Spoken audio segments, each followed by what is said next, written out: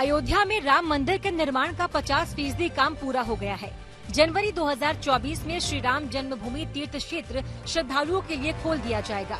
मंदिर में रोज 10 घंटे में 2.5 लाख श्रद्धालु दर्शन कर सकेंगे, लेकिन दर्शन 30 फीट की दूरी से होगी। 21 फीट लंबा और 21 फीट चौड़ा जो गर्भगृह है, इसके ऊपर 5 से 6 फीट का एक ऊंचा प्लेटफॉर्म होगा, जिस पर लगभग 5 फीट ऊंची रामलला की प्रतिमा स्थापित की जाएगी, जिसके कारण दूर से ही श्री राम की मूर्ति श्रद्धालुओं को दिखाई देगी।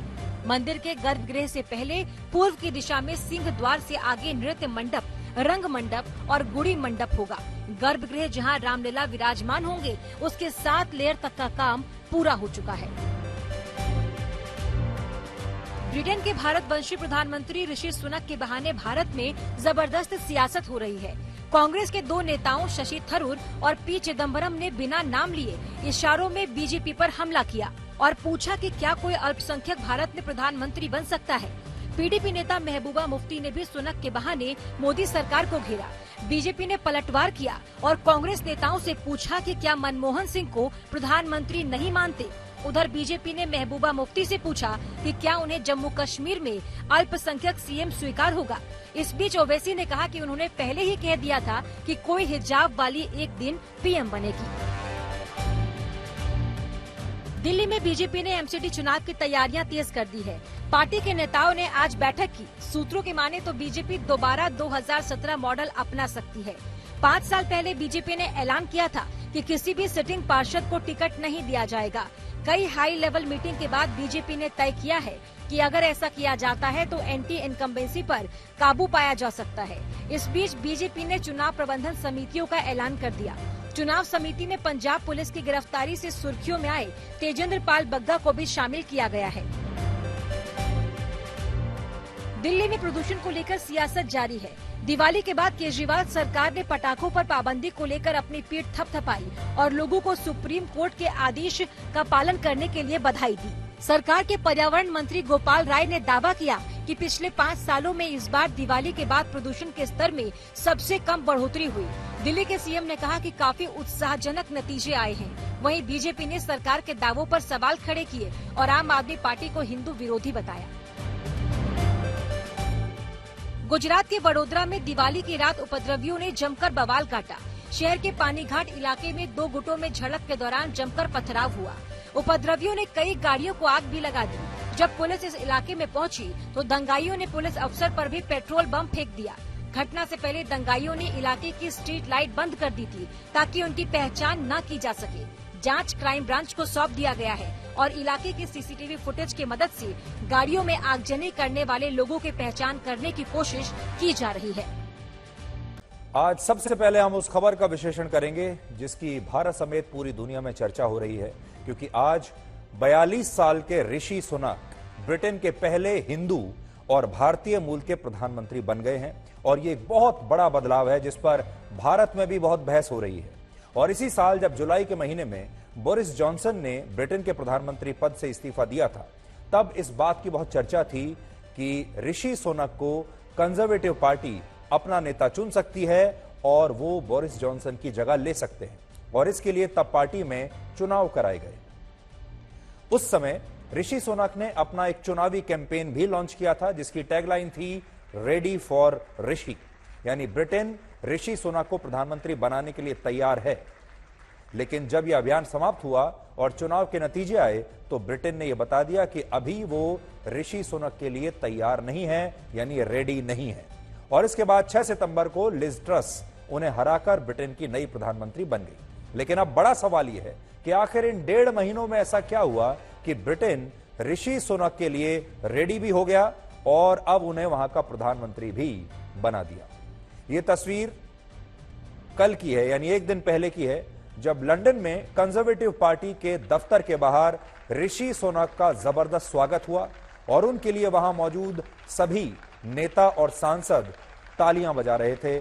आप भी सबसे पहले इन तालियों की गूंज सुनिए और ये तालियों की गूंज सुनकर आपको भी बहुत गर्वान्वित महसूस होगा, क्योंकि एक भारतीय मूल का हिंदू ब्रिटेन का प्रधानमंत्री बनने वाला है और उसका कितना जबरदस्त स्वागत हो रहा है ब्रिटेन में।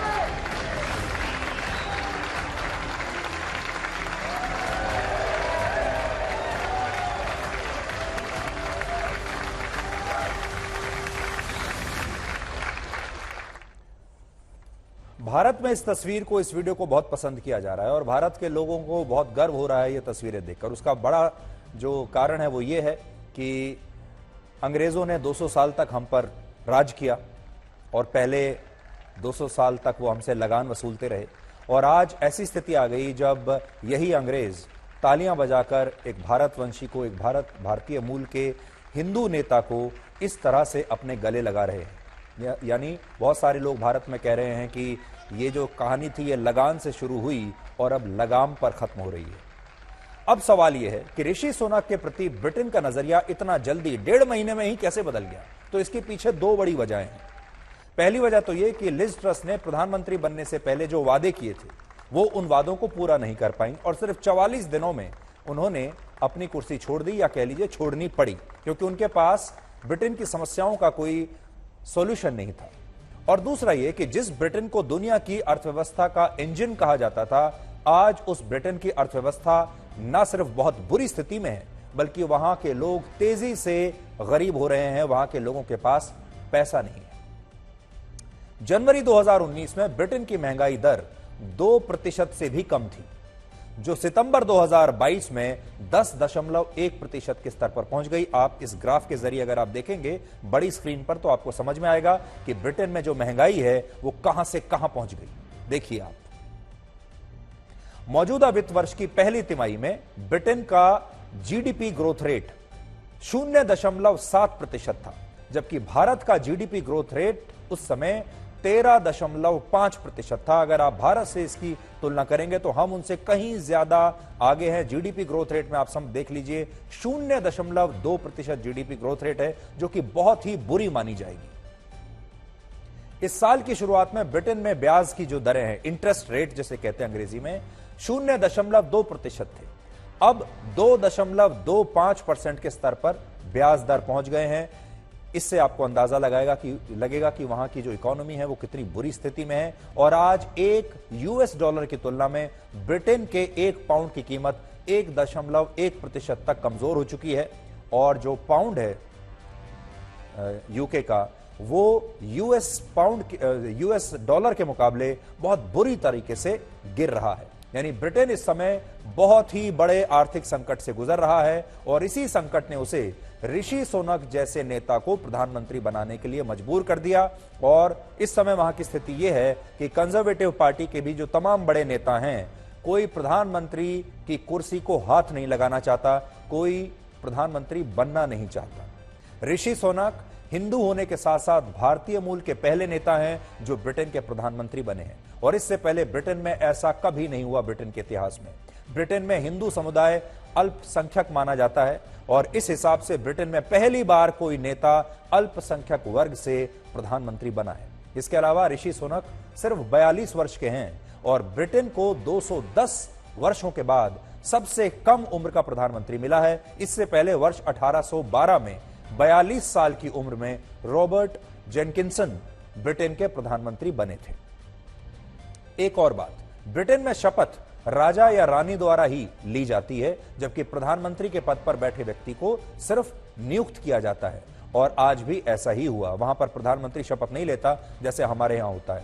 आज ब्रिटेन के महाराजा किंग चार्ल्स III ने ऋषि सुनक को उनका नियुक्ति पत्र सौंपा, और इसी के साथ वो ब्रिटेन के नए प्रधानमंत्री बन गए। और बाद में उन्होंने 10 डाउनिंग स्ट्रीट, जो वहां के प्रधानमंत्री का आधिकारिक आवास होता है, वहां वो गए। उन्होंने प्रेस के सामने एक शानदार भाषण दिया, और आज उन्होंने क्या कहा ये देखिए। जो तस्वीरें आप देख रहे हैं ये 10 डाउनिंग स्ट्रीट की तस्वीरें हैं। ये वहां के प्रधानमंत्री का ऑफिशियल रेजिडेंस होता है।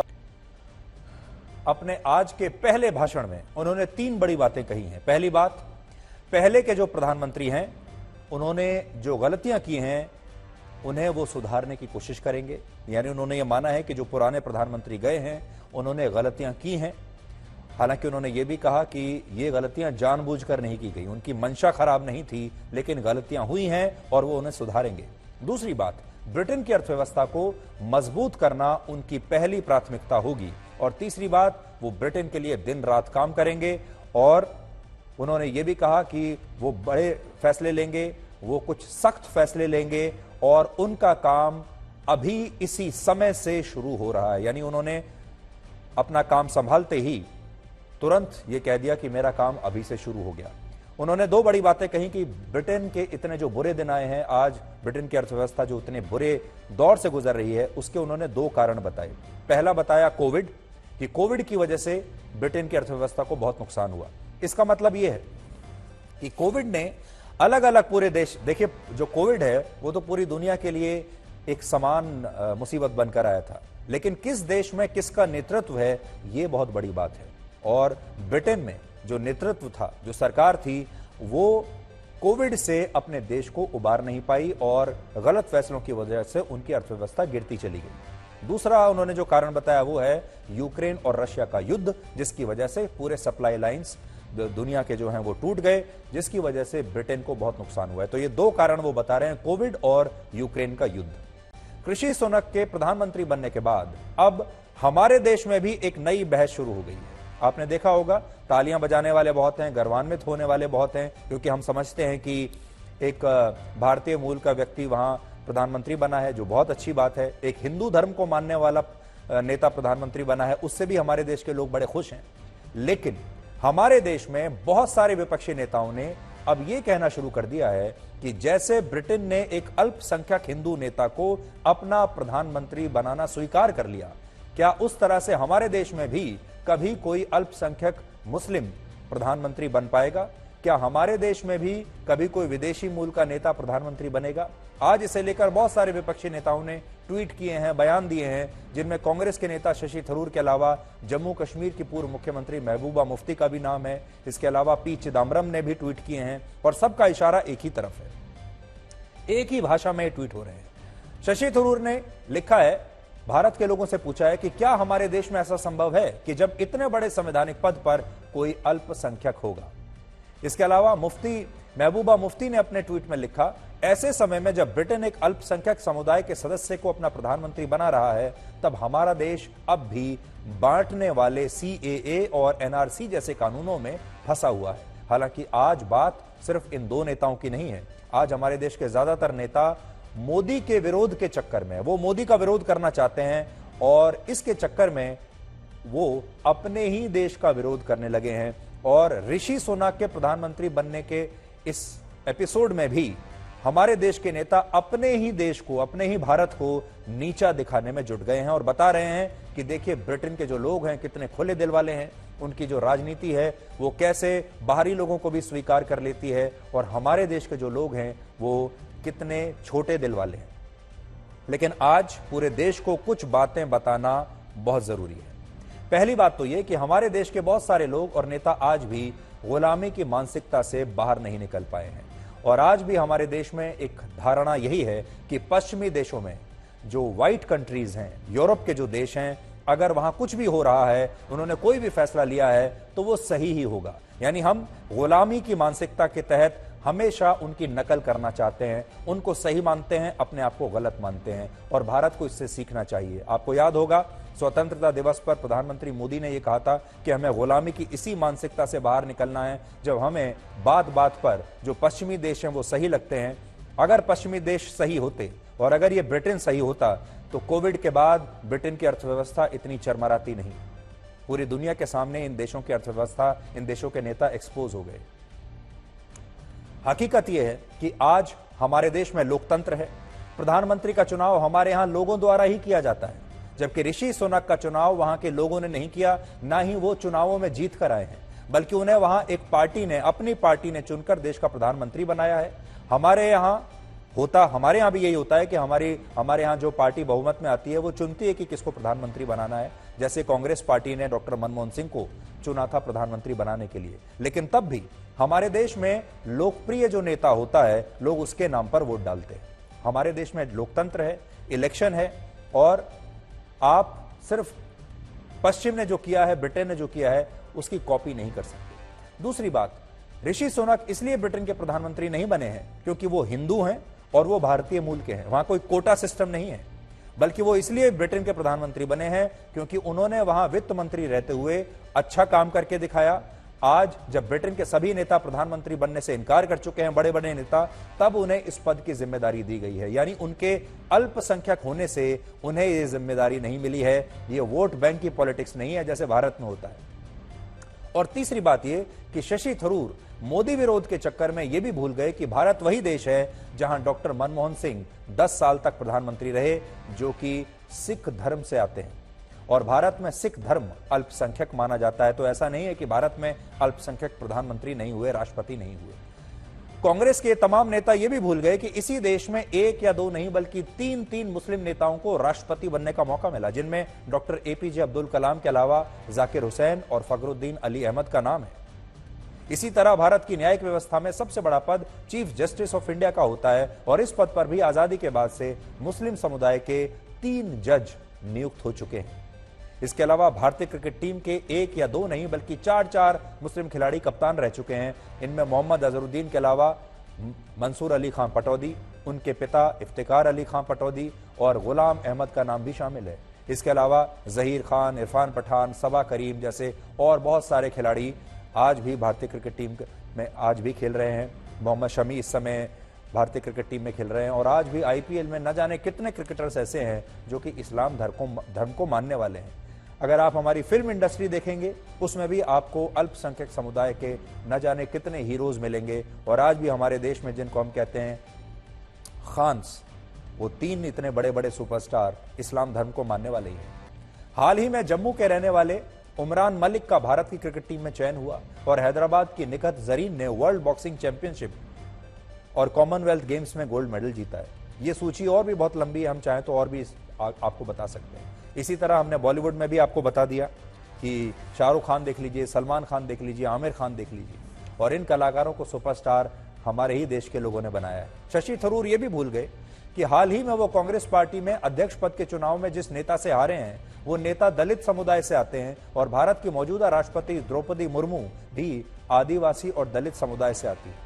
लेकिन इसके बावजूद ये लोग हमेशा भारत का मजाक बनाते हैं। सच्चाई है कि आज जितने नेता इस बात के लिए भारत की आलोचना कर रहे हैं, वो सभी नेता योग्यता के हिसाब से नहीं बल्कि धर्म और जाति के हिसाब से अपने जमाने में राजनीति करते आए हैं। कांग्रेस पार्टी अपने जमाने में यही सब करती आई थी, क्योंकि वो वोट बैंक की पॉलिटिक्स के जरिए हमारे देश में ये परंपरा बन गई थी कि किस धर्म का आदमी होना चाहिए, किस जाति का आदमी होना चाहिए, उस हिसाब से पद दिए जाते थे। आज महबूबा मुफ्ती से हमारा सवाल है कि क्या वो जम्मू कश्मीर में कभी किसी हिंदू समुदाय के व्यक्ति को वहां का मुख्यमंत्री बनाने के लिए समर्थन देंगी? क्या जम्मू कश्मीर में आज संभव है कि कोई हिंदू मुख्यमंत्री बन जाए? असदुद्दीन ओवैसी से हमारा सवाल है, क्या वो अपनी पार्टी का अध्यक्ष किसी हिंदू धर्म के नेता को बना सकते हैं? ये विपक्षी नेता ऐसा कभी नहीं करेंगे, क्योंकि ये करने से इनका राजनीति और इनका एजेंडा ध्वस्त हो जाएगा। भारत को नीचा दिखाने के साथ आज बहुत सारे लोग सोनिया गांधी की तुलना ऋषि सुनक से कर रहे हैं और इस दौरान यह कहा जा रहा है कि हमारे देश में तो सोनिया गांधी को विदेशी मूल का बताकर उनका विरोध हुआ, लेकिन ऋषि सुनक के साथ ब्रिटेन में ऐसा नहीं हुआ। इसलिए बड़ा सवाल है, क्या यह तुलना सही है? असल में सोनिया गांधी की तुलना ऋषि सुनक या फिर अमेरिका की उपराष्ट्रपति कमला हैरिस या फिर पूर्व राष्ट्रपति बराक ओबामा से करना सही नहीं होगा। इसलिए क्योंकि कमला हैरिस का जन्म अमेरिका में हुआ था, इसी तरह बराक ओबामा का जन्म भी अमेरिका में हुआ था, वो पैदाइशी नागरिक थे वहां के। ऋषि सुनक का जन्म भी ब्रिटेन में ही हुआ, वो वहां के पैदाइशी नागरिक हैं, वहीं पैदा हुए, वहीं पढ़ाई की, वहीं रहे। लेकिन सोनिया गांधी का जन्म भारत में नहीं हुआ था, उनका जन्म इटली में हुआ था और उन्होंने अपने जीवन के शुरुआती 22 वर्ष इटली में बताए। यानी जिस उम्र में कोई व्यक्ति अपने देश के बारे में, वहां की संस्कृति के बारे में जानता है, कल्चर के बारे में जानता है, राष्ट्रवाद सीखता है, उस उम्र में सोनिया गांधी भारत में नहीं बल्कि इटली में थी और इसलिए यह तुलना सही नहीं होगी। सोनिया गांधी और राजीव गांधी का विवाह 1968 में हुआ था और बड़ी बात यह है कि इस विवाह के 15 वर्ष के बाद उन्होंने 1983 में भारत की नागरिकता ली थी। उससे पहले तो नागरिकता भी उन्होंने नहीं ली थी और लगभग 2 दशकों तक कांग्रेस की वो अध्यक्ष रह चुकी है। ये भारत की लोकतंत्र की ब्यूटी है और इसके साथ ही वो यूपीए की चेयरपर्सन भी रह चुकी है। जिन भारतवंशियों की उपलब्धि और कामयाबी पर हम इतना खुश होते हैं, उनसे हमारे देश को कभी कुछ हासिल नहीं हुआ। आज दुनिया के 8 से ज्यादा देशों के राष्ट्र प्रमुख भारतीय मूल के हैं, जिनमें ब्रिटेन के अलावा मॉरिशस, सिंगापुर, सेशल्स, गुयाना और सुरिनाम के राष्ट्रपतियों का नाम शामिल है। इसके अलावा पुर्तगाल के मौजूदा प्रधानमंत्री भी भारतीय मूल के ही हैं। आज पूरी दुनिया में भारतीय मूल के लोगों की आबादी भारत से बाहर 3 करोड़ से ज्यादा है, जिनमें 200 से ज्यादा प्रभावशाली लोग 15 देशों की सरकारों में बड़े बड़े संवैधानिक पदों पर बैठे हैं और इनमें अमेरिका की उपराष्ट्रपति कमला हैरिस भी हैं। यहां बात सिर्फ राजनीति की नहीं है। आज अलग अलग क्षेत्रों की दुनिया की 500 सबसे बड़ी मल्टीनेशनल कंपनियों में से 58 बड़ी कंपनियों के सीईओज भारतीय मूल के हैं और इन कंपनियों में बड़ी बड़ी कंपनियां हैं, अल्फाबेट, ट्विटर, माइक्रोसॉफ्ट, IBM, इस तरह की कंपनियां। यानी अगर आप देखेंगे तो आज भारतीय मूल के लोग न सिर्फ बड़े बड़े देशों की सरकारों को चला रहे हैं, बल्कि बड़ी बड़ी कंपनियों का नेतृत्व भी कर रहे हैं। लेकिन इसके बावजूद भारत को इनसे आज तक कुछ ज्यादा हासिल नहीं हुआ। इसके पीछे एक बड़ा कारण है। इन लोगों से हमारा नाता सिर्फ इतना रहता है कि ये भारत से आते हैं, इनका संबंध भारत से है, लेकिन इसके अलावा इन्हें बनाने में, इन्हें उनके पद तक स्थापित करने में भारत का या हमारा कोई खास योगदान नहीं है। यानी इन लोगों को हम अपनी सॉफ्ट पावर के तौर पर इस्तेमाल नहीं कर सकते और हम कर भी नहीं पाए। इस बात को आप एक स्टडी के जरिए समझिए। वर्ष 2018 में ब्रिटेन के एक थिंक टैंक जिसका नाम है हायर एजुकेशन पॉलिसी इंस्टीट्यूट, उसने सॉफ्ट पावर इंडेक्स रिपोर्ट जारी की थी, जिसमें यह बताया कि दुनिया के 60% से ज्यादा प्रधानमंत्री, राष्ट्रपति और राजाओं महाराजाओं ने अपनी उच्च शिक्षा या तो अमेरिका में हासिल की या फिर वो ब्रिटेन की यूनिवर्सिटीज में पढ़ने के लिए गए। इस रिपोर्ट में तब यह लिखा था कि दुनिया के 53 देशों के 58 राष्ट्राध्यक्षों ने अमेरिका में, 52 देशों के 57 राष्ट्राध्यक्षों ने ब्रिटेन में, फ्रांस में 40, रशिया में 10, ऑस्ट्रेलिया में 9 और भारत में सिर्फ 3 देशों के राष्ट्राध्यक्षों ने शिक्षा हासिल की है। यानी ज्यादा जो आप देखिए, अमेरिका और ब्रिटेन, दुनिया के कम से कम 100 से ज्यादा देशों के जो राष्ट्राध्यक्ष हैं, या तो वो अमेरिका में पढ़े हैं या ब्रिटेन में पढ़े हैं। इनमें भूटान के राजा और वहां के प्रधानमंत्री के अलावा म्यांमार की पूर्व नेता आंग सान सूची शामिल हैं, जो भारत में पढ़ी हैं।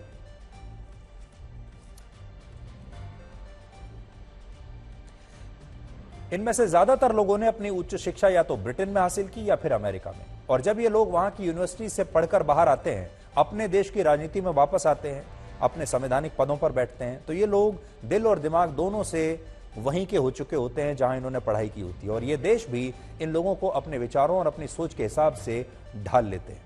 उदाहरण के लिए, जब भारतीय मूल की कमला हैरिस अमेरिका की उपराष्ट्रपति बनी, तब हमारे देश में उनकी जीत का बड़ा जश्न मनाया गया। लोगों ने बहुत पटाखे फोड़े। लेकिन आज आप खुद सोचिए, कमला हैरिस ने भारत के लिए अब तक क्या किया है। कड़वा सच यह है कि कमला हैरिस भारतीय मूल की हैं जरूर, लेकिन वो मन से भारतीय नहीं है और कश्मीर के मुद्दे पर उनके विचार भारत के पक्ष से बिल्कुल अलग रहे हैं। यानी कमला हैरिस का उस पद पर बैठने का भारत को कोई फायदा नहीं हुआ, बावजूद इसके कि हम मानते हैं कि वो भारतीय मूल की है। इसी तरह ऋषि सुनक भी भारतीय मूल के हैं जरूर, लेकिन मन से शायद भारतीय नहीं है, बल्कि वो मन से आज भी ब्रिटेन के नागरिक हैं। वो ब्रिटेन के प्रधानमंत्री हैं और जो ब्रिटेन के लिए सही होगा वो करेंगे, ना कि भारत के लिए। और इसीलिए कुछ लोग उनके लिए, या वहां पर रहने वाले बहुत सारे जो एशियाई मूल के लोग होते हैं, उन्हें वहां कोकोनट या ओरियो जैसे शब्दों का इस्तेमाल करके बुलाया जाता है, जो असल में एक नस्लीय टिप्पणी है। ब्रिटेन के कुछ लोग मानते हैं कि ऋषि सुनक बाहर से ब्राउन जरूर है, यानी उनका रंग भारतीयों जैसा है, लेकिन वो अंदर से अंग्रेजों की तरह है और वो असल में एक ब्रिट है, ना कि भारतीय। और उन्होंने ये कहा जाता है, वहां पर जो ब्रिटेन के होते हैं उन्हें ब्रिट कहा जाता है और लोगों का वहां ये कहना है कि वो भारतीय से ज्यादा एक ब्रिट है। हालांकि इसके बावजूद ब्रिटेन की कमान ऋषि सुनक को मिलने से आज सबसे ज्यादा खुश भारत के लोग ही हैं, क्योंकि ब्रिटेन वही देश है जिसने हम पर 200 वर्षों तक राज किया। जिस ब्रिटेन ने एक जमाने में हमसे लगान वसूला था, उसी ब्रिटेन के लगाम एक भारतीय मूल के नेता के हाथ में आज आ गई है। इसके अलावा बहुत सारे लोग ये भी कह रहे हैं कि दिवाली का इससे अच्छा तोहफा और कुछ हो नहीं सकता। यानी हमारे देश के लोग सिर्फ इस बात से खुश और उत्साहित हैं कि ऋषि सुनक भारतीय मूल के हैं और हिंदू हैं, लेकिन इसकी पूरी सच्चाई क्या है आज आपको जान लेनी चाहिए। ऋषि सुनक भारतीय मूल के जरूर हैं, लेकिन उनका और उनके माता पिता का जन्म भारत में नहीं हुआ था, बल्कि वो पहले अफ्रीकी देश केनिया में रहते थे और बाद में वहां से ब्रिटेन आए। असल में ऋषि सुनक के दादा और दादी अविभाजित भारत के संयुक्त पंजाब में रहते थे। यह आजादी से पहले की बात है, जब एक ही भारत हुआ करता था, जिसकी वजह से उन्हें भारतीय मूल का अभी कहा जा रहा है। और यह बात है 1930 के आसपास की। उस समय संयुक्त पंजाब में गुजरांवाला नाम का एक गांव था जहां रामदास सुनक का परिवार रहता था और रामदास सुनक ऋषि सुनक के दादा थे और यह गांव आज पाकिस्तान के पंजाब प्रांत में है।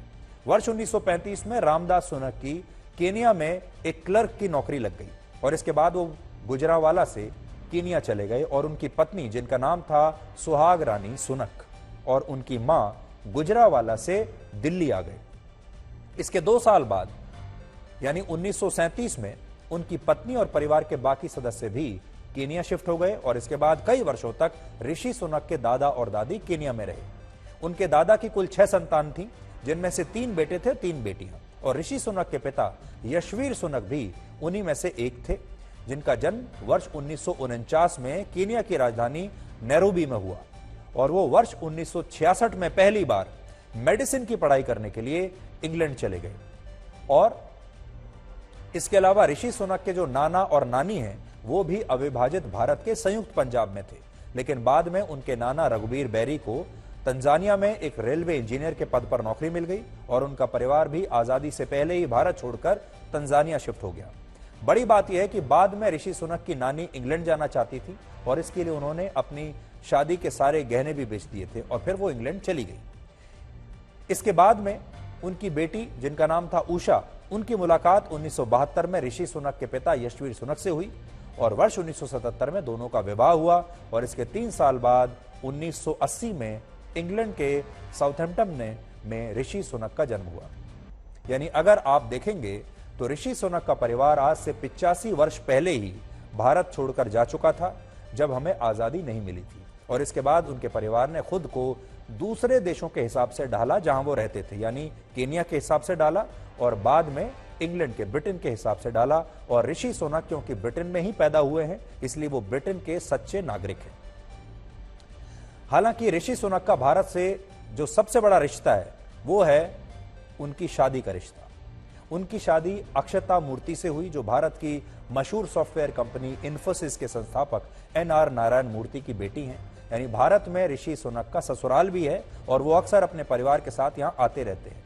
आज इन्फोसिस जो कंपनी है उसकी टोटल नेटवर्थ 6 लाख करोड़ है और इसके अलावा आज ऋषि सुनक की गिनती भी ब्रिटेन के सबसे अमीर लोगों में होती है। आज ऋषि सुनक और उनकी पत्नी अक्षता मूर्ति के पास लगभग 7,000 करोड़ रुपए की संपत्ति है, जबकि ब्रिटेन के महाराजा किंग चार्ल्स III और उनकी पत्नी कैमिला के पास 3,314 करोड़ रुपए की संपत्ति है। आप कह सकते हैं कि ब्रिटेन के नए प्रधानमंत्री ब्रिटेन के राजा से, उनकी रॉयल फैमिली से भी ज्यादा अमीर हैं। इसी साल मई 2022 में ब्रिटेन के 250 सबसे अमीर कपल्स की एक सूची जारी हुई जिसमें ऋषि सुनक और उनकी पत्नी को 222वां स्थान मिला था। ब्रिटेन में ऋषि सुनक की छवि एक बैंकर की है। वो राजनीति में आने वाले से वहां के 2 प्रतिष्ठित बैंक आने से पहले वहां 2 बड़े बैंकों में बड़े पदों पर काम कर चुके हैं और उन्होंने अपनी एक इन्वेस्टमेंट कंपनी भी शुरू की थी। इसके अलावा जो लोग उनके भारतीय मूल का होने पर खुश हो रहे हैं उन्हें यह पता होना चाहिए कि ऋषि सुनक ना तो भारत में पैदा हुए ना उनकी शिक्षा भारत में हुई। उन्होंने दुनिया की 2 सबसे प्रतिष्ठित यूनिवर्सिटीज में पढ़ाई की है, जिनमें एक है लंदन की ऑक्सफोर्ड यूनिवर्सिटी और दूसरी है अमेरिका की स्टैनफोर्ड यूनिवर्सिटी, जहां से उन्होंने MBA किया और ये दोनों ही दुनिया की सबसे बड़ी यूनिवर्सिटीज मानी जाती है। ऋषि सुनक हिंदू समुदाय से आते हैं और बड़ी बात यह है कि वो एक ऐसे नेता हैं जिन्होंने अपने धर्म को कभी भी शर्मिंदगी का विषय नहीं माना। यहां ये आप उनसे सीख सकते हैं और यही वजह है कि आज जब उन्हें ब्रिटेन का प्रधानमंत्री बनाया गया तो वहां के लोग ये कह रहे हैं कि अब एक हिंदू ब्रिटेन की सरकार चलाएगा। ऋषि सुनक उन चुनिंदा नेताओं में से एक हैं जिन्होंने ब्रिटेन के सांसद के पद की शपथ हिंदू धार्मिक ग्रंथ भगवत गीता के ऊपर हाथ रखकर ली थी। इसके अलावा 2020 में जब वो ब्रिटेन के वित्त मंत्री बने तब भी उन्होंने दिवाली के मौके पर अपने आधिकारिक आवास जो उस समय 11 डाउनिंग स्ट्रीट था वहां पर उन्होंने दिए जलाए थे और ये तस्वीरें हम आपकी तभी की तस्वीरें हैं, वो आपको दिखा सकते हैं ऋषि सुनक कैसे दिवाली मनाते हैं।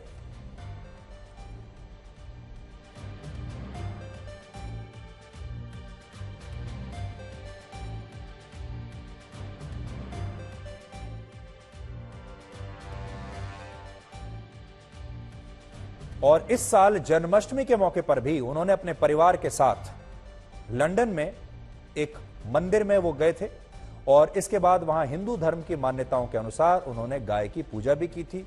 उस समय भी इस तस्वीर की चर्चा पूरी दुनिया में हो रही थी।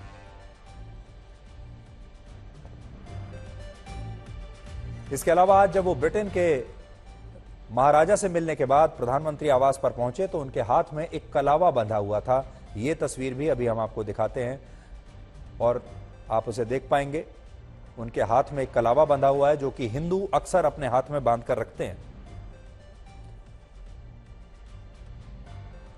बड़ी बात यह है कि ऋषि सुनक सार्वजनिक जीवन में अपने धर्म को कभी भी छिपाने की कोशिश नहीं करते।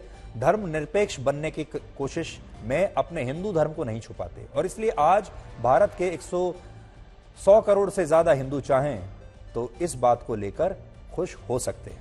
अब वो भारत के लिए कुछ करें या ना करें यह अलग बात है।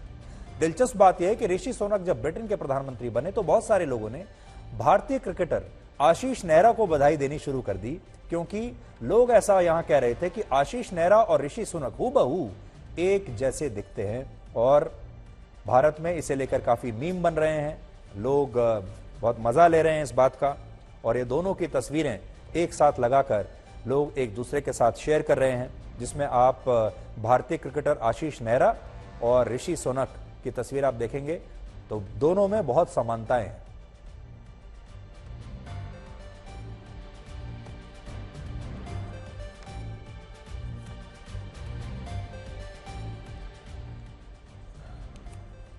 हमारे देश के लोग ऋषि सुनक की भारतीय पहचान को लेकर तो बहुत खुश हो सकते हैं और उन्हें गर्व करना भी चाहिए, लेकिन इसके साथ ही आपको यह भी याद रखना चाहिए कि ऋषि सुनक को ब्रिटेन का प्रधानमंत्री इसलिए नहीं बनाया गया क्योंकि वो भारत से आते हैं। असल में उनके प्रधानमंत्री बनने की दो बड़ी वजह है। पहली है उनकी काबिलियत। 2020 में जब कोविड की महामारी आई तब उस मुश्किल दौर में उन्हें पूर्व प्रधानमंत्री बोरिस जॉनसन ने अपनी सरकार में वित्त मंत्री बनाया और उस समय ऋषि सुनक के सामने 3 बड़ी चुनौतियां थी। पहला, कोविड के आर्थिक असर को कम करना, दूसरा नौकरियां बचाना और तीसरा कंपनियों को आर्थिक मदद देना ताकि देश की अर्थव्यवस्था को नुकसान न पहुंचे।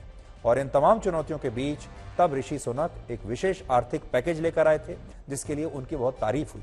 उन्होंने ब्रिटेन की टूरिज्म इंडस्ट्री को 10,000 करोड़ और होटल इंडस्ट्री को एक अलग योजना के तहत 15,000 करोड़ रुपए दिलवाए। इसके अलावा वो एक जॉब रिटेंशन स्कीम भी लेकर आए जिसके तहत वहां सरकार योग्य कंपनियों को उनके कर्मचारियों की तनख्वाह और दूसरे खर्चों का 80% हिस्सा अपने पास से देती थी। इस स्कीम के तहत वहां लगभग हर कर्मचारी को औसतन महीने में करीब 2.5 लाख रुपए मिलते थे। यानी ऋषि सुनक ने संकट के इस दौर में ब्रिटेन की अर्थव्यवस्था को अपने नए आइडियाज के जरिए एक नई उम्मीद दिखाई और उनकी इसी काबिलियत की वजह से वो इतने कम समय में ब्रिटेन के प्रधानमंत्री बने। उनका राजनीतिक जीवन सिर्फ 7 साल पहले 2015 में शुरू हुआ था जब वो इंग्लैंड के रिचमंड सीट से सांसद चुने गए और उस समय किसी ने यह कल्पना नहीं की थी कि वो सांसद बनने के सिर्फ 7 साल के अंदर ब्रिटेन के प्रधानमंत्री बन जाएंगे। ये सब कुछ उनकी काबिलियत की वजह से हुआ। उनके प्रधानमंत्री बनने की दूसरी वजह है लिज ट्रस के इस्तीफे के बाद ब्रिटेन का कोई भी नेता प्रधानमंत्री बनना नहीं चाहता था और इस रेस में उनके खिलाफ 2 ही नेता थे और उन दोनों नेताओं ने भी अपना नाम वापस ले लिया और कंजर्वेटिव पार्टी को इसके अलावा उनके पास कोई विकल्प नहीं था कि वो ऋषि सुनक को अपना प्रधानमंत्री बना दे।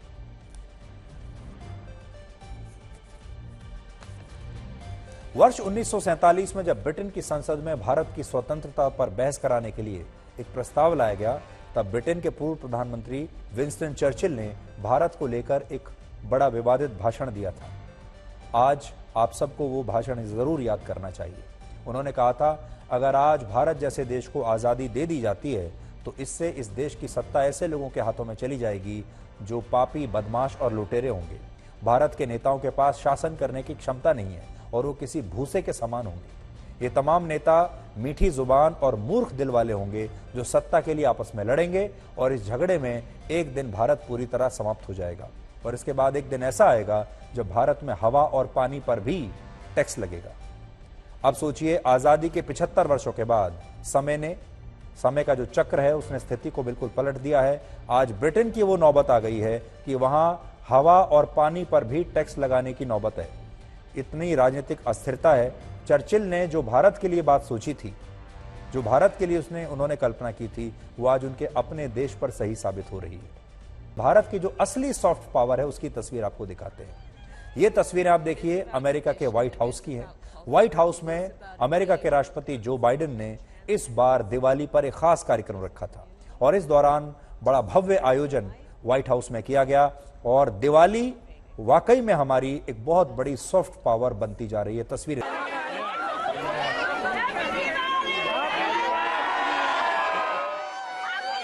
इसी तरह लंदन के मेयर सादिक खान ने दिवाली पर लोगों को बधाई दी और उन्होंने एक खास वीडियो सोशल मीडिया पर पोस्ट किया है और आप देख सकते हैं कि लंदन में कैसे दिवाली मनाई गई।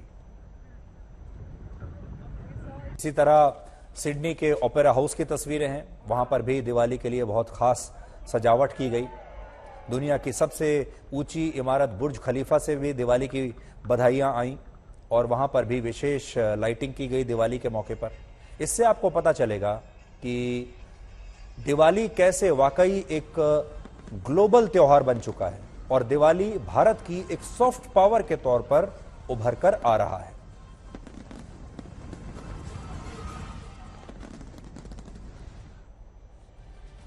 एक जमाना था जब दुनिया के बड़े बड़े नेता भारत को दिवाली की बधाई देने में संकोच करते थे और अब देखिए स्थिति कैसे बदल गई है। आपने अभी इन तस्वीरों में देखा, आज दिवाली का त्योहार भारत की एक सॉफ्ट पावर बना, जिसकी वजह से अब कोई ही देश ऐसा बचा होगा पूरी दुनिया का जहां पर दिवाली ना मनाई जाती हो, जहां से दिवाली के संदेश हमारे लिए ना आते हो।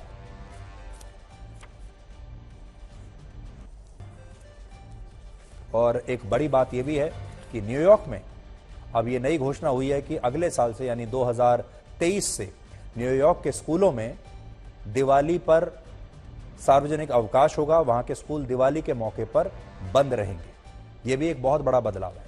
हालांकि आपको जानकर हैरानी होगी कि 2 दशक पहले तक व्हाइट हाउस में दिवाली का त्योहार नहीं मनाया जाता था और इसकी शुरुआत पहली बार 2009 में हुई, जब तत्कालीन राष्ट्रपति बराक ओबामा ने व्हाइट हाउस में दिया जलाकर दिवाली का त्योहार मनाया था। ये तस्वीरें हैं 2009 की। इसके बाद पूर्व राष्ट्रपति डोनाल्ड ट्रंप ने भी अपने कार्यकाल में दिवाली को सेलिब्रेट किया और अब जो बाइडेन भी इसी तरीके से दिवाली को सेलिब्रेट कर रहे हैं।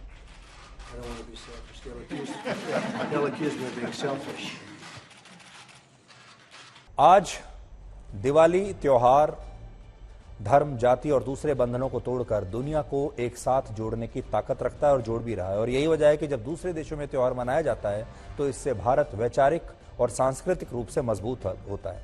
आप कह सकते हैं कि मौजूदा समय में दिवाली का त्योहार भारत के लिए सबसे बड़ी सॉफ्ट पावर बन चुका है, जैसे क्रिसमस का त्योहार पश्चिमी देशों के लिए उनकी सॉफ्ट पावर रहा है। आज भारत समेत दुनिया के 160 देशों में क्रिसमस के त्योहार पर राष्ट्रीय अवकाश होता है। इनमें इजिप्ट, जॉर्डन और सीरिया जैसे देश हैं जो खुद को इस्लामिक राष्ट्र भी कहते हैं। असल में जब कोई त्योहार ग्लोबल बन जाता है तो वो ना सिर्फ अपने राष्ट्रीय सांस्कृतिक महत्व को दुनिया तक पहुंचाता है बल्कि उस देश की ऐतिहासिक पहचान का भी विस्तार करता है, जैसे कि अब तक पश्चिमी देश करते आए हैं। उदाहरण के लिए आप में से बहुत सारे लोग हर साल 14 फरवरी को वैलेंटाइंस डे मनाते होंगे, लेकिन क्या आप वैलेंटाइंस डे मनाते समय ये कभी सोचते हैं कि ये एक रोमन फेस्टिवल है जिसकी शुरुआत 5वीं शताब्दी में हुई थी।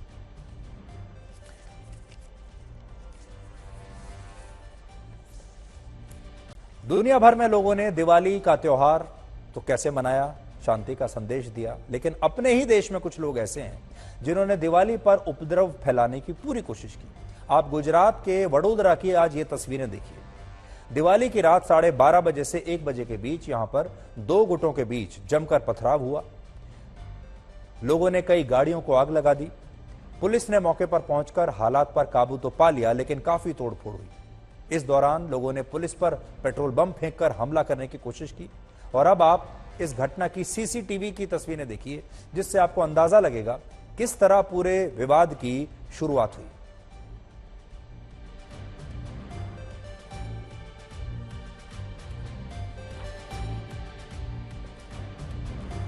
ये पहला सीसीटीवी वीडियो है जिसमें आप देख सकते हैं कुछ लोग पटाखे जला रहे हैं, 4-5 बच्चे भी हैं। सड़क की दूसरी तरफ से अचानक इन लोगों पर एक रॉकेट छोड़ा जाता है जो बच्चों के पास गिरता है। इसके बाद विवाद की शुरुआत हुई। इन लोगों ने बच्चों पर रॉकेट छोड़ने का विरोध किया तो दूसरी तरफ के लोगों ने पत्थरबाजी शुरू कर दी, जिसके बाद ये विवाद बढ़ गया। अब दूसरा सीसीटीवी फुटेज देखिए। इसमें उपद्रवी लाइट्स को नुकसान पहुंचा रहे हैं। ये अपनी पहचान छिपाना चाहते हैं, इसलिए इन लोगों ने स्ट्रीट लाइट्स उस समय जानबूझकर बंद कर दी।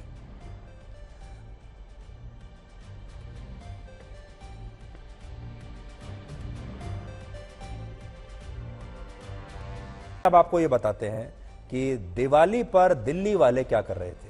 एक नई जानकारी बड़ी दिलचस्प सामने आई है। वो ये है कि दिल्ली में 35 लाख रुपए की जो शराब है वो दिवाली के मौके पर बेची गई है। दिल्ली में 2 दिनों में 35 लाख रुपए की बोतल, 35 लाख बोतल शराब बेची गई।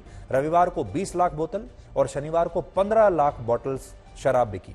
आमतौर पर दिल्ली में हर रोज 11 लाख बोतल्स शराब की बिकती हैं, लेकिन दिवाली के मौके पर दिल्ली में 70% ज्यादा इस बार शराब बिकी है। इसी तरीके से इस बार हमारे देश में धनतेरस पर ज्वेलरी की जो सेल है उसने भी रिकॉर्ड नया बना दिया है। धनतेरस पर लगभग 25,000 करोड़ रुपए की ज्वेलरी खरीदी गई है। इसके साथ ही 20,000 करोड़ के अन्य सामान जैसे गाड़ियां, इलेक्ट्रॉनिक आइटम्स, फर्नीचर और दूसरी चीजें बिकी हैं। कुल मिलाकर धनतेरस पर करीब करीब 45,000 करोड़ रुपए से ज्यादा का कारोबार हुआ है। और अब बात करते हैं हमारे देश की सबसे बड़ी सामाजिक क्रांति की, जिसका नाम है मेरा स्वाभिमान। Title sponsor Lux Cozy innerwear, चेहरे पे मुस्कान।